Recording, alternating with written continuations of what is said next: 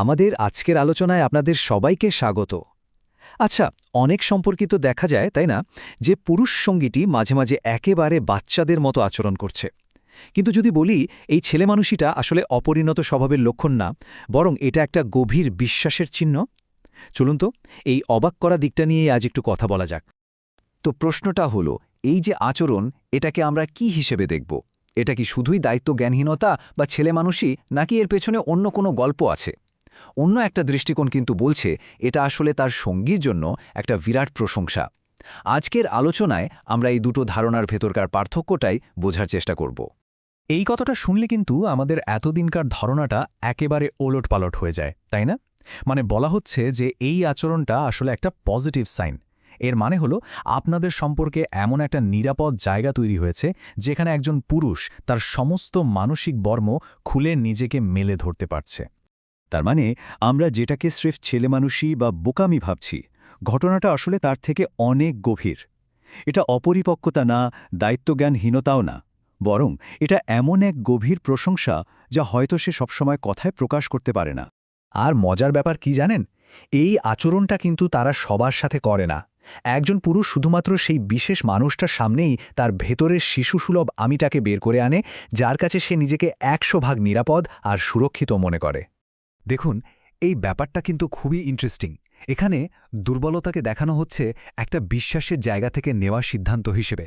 মানে সে আপনাকে এতটাই বিশ্বাস করে যে সে জানে আপনি তার এই নরম দিকটার কোনো সুযোগ নেবেন না বা এটাকে তার বিরুদ্ধে কখনো ব্যবহার করবেন না। আচ্ছা, চলুন এবার একটু দেখি সমাজের চাপ কিভাবে এই কঠিন পুরুষের ইমেজটা তৈরি করে। কারণ সমাজ কিন্তু প্রায়ই পুরুষদের ওপর এক ধরনের মানসিক বোঝা চাপিয়ে দেয়। দেখুন, সমাজ সাধারণত পুরুষদের ওপর দুটো বড় চাপ তৈরি করে। এক, তাকে হতে হবে পরিবারের যোগানদাতা, আর দুই, তাকে হতে হবে রক্ষাকর্তা। আর এই শক্তিশালী ইমেজটা ধরে রাখার চাপেই তাদের একটা টাফ গাই বা কঠিন পুরুষের মুখোশ পরে থাকতে হয়, যার আড়ালে তারা নিজেদের আসল আবেগটা লুকিয়ে রাখে।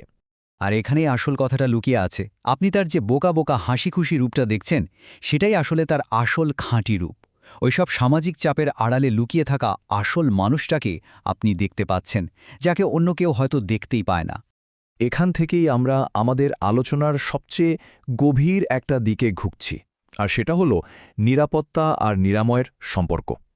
এই যে আচরণ, এটা শুধু মজা করার জন্য নয়, এর একটা গভীর মানসিক তাৎপর্য আছে। এই স্লাইডটাতে দেখুন দুটো দৃষ্টিভঙ্গির পার্থক্যটা কত পরিষ্কার। একদিকে আমরা ভাবি এটা ছেলেমানুষি, অপরিণত আচরণ বা নিছক বোকামি, কিন্তু অন্য দৃষ্টিকোণ থেকে দেখলে এটাই কিন্তু বিশ্বাস, নিরাপত্তা, এমনকি মানসিক নিরাময়ের একটা চিহ্ন। মানে সে আসলে ছেলেমানুষি করছে না, সে হয়তো তার ছোটবেলার কোনো অপূর্ণতা, কোনো মানসিক ক্ষত সারিয়ে তুলছে এমন একটা জায়গায় যেখানে সে নিজেকে পুরোপুরি নিরাপদ মনে করে।